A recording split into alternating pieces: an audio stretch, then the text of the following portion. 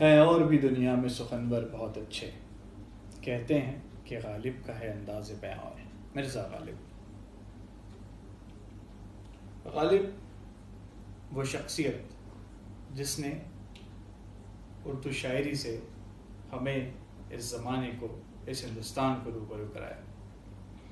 ایسا نہیں ہے کہ غالب سے پہلے شاعر نہیں ہوئے یا غالب کے دور میں شاعر نہیں ہوئے۔ میر تقی میر، حضرت ابراہیم ذوق، امیر خسرو، غالب کے ہی آگے پیچھے کے شاعر ہیں اکبر الہ آبادی۔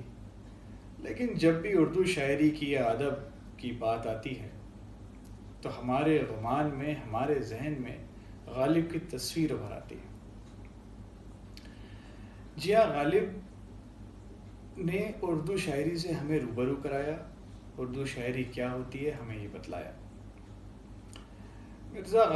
لیکن مرزا غالب بھی کچھ اور سوچا کرتے تھے۔ ان کے ایک شعر سے یہ بات نکل کے آتی ہے کہ غالب کہتے تھے کہ تم ہی ریختہ کہ تم ہی استاد نہیں غالب، کہتے ہیں پچھلے زمانے میں کوئی میر بھی تھا۔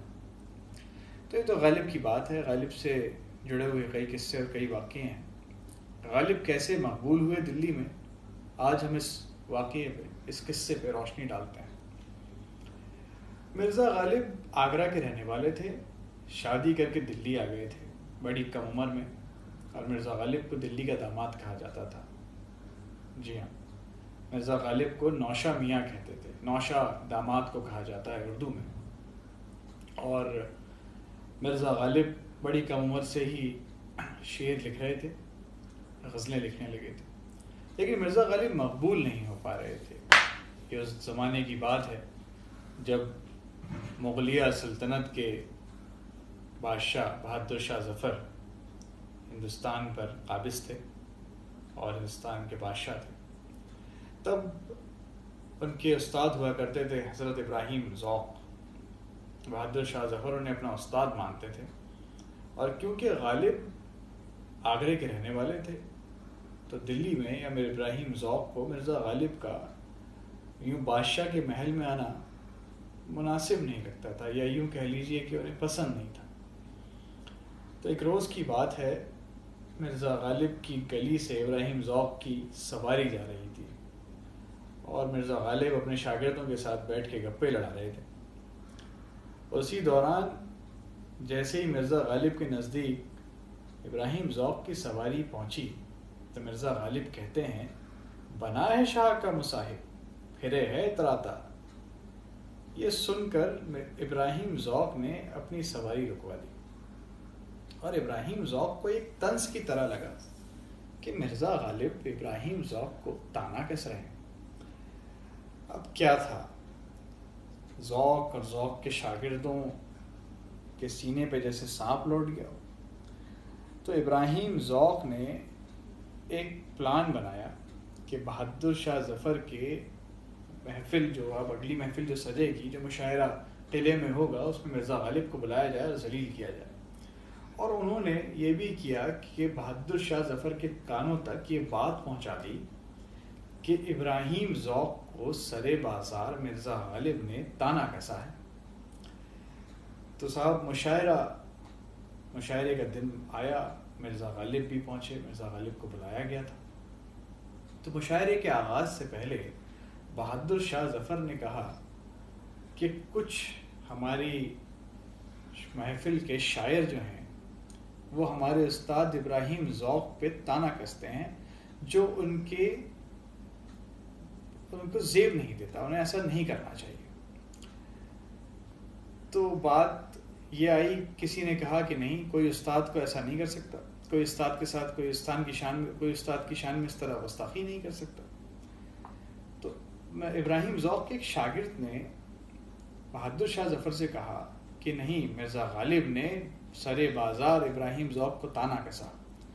تو بہادر شاہ ظفر نے پوچھا کیا تانا کسا؟ تو اس نے کہا کہ مرزا غالب نے سارے بازار، جب ابراہیم ذوق کی سواری ان کی گلی سے جا رہی تھی تو مرزا غالب کہنے لگے کہ بنا ہے شاہ کا مصاحب، پھرے ہے اتراتا۔ تو ابراہیم ذوق کے شاگرد کے یہ بتانے پر بہادر شاہ ظفر نے مرزا غالب سے پوچھا کیا مرزا آپ نے ایسا کچھ کہا؟ تو مرزا غالب نے کہا جی میں نے کہا۔ تو آپ نے ایسا کیوں کہا؟ تو بولے حضور میں نے ابراہیم ذوق کو تانا نہیں کسا، یہ میری نئی غزل کے مقطع کا مصرع اولا ہے۔ تو بہادر شاہ ظفر نے کہا کہ مقطع ارشاد فرمائیں گے آپ؟ تو وہ تو مرزا غالب تھے، بیٹھے بیٹھے شعر کہہ دیتے تھے، غزلیں بنا دیتے تھے۔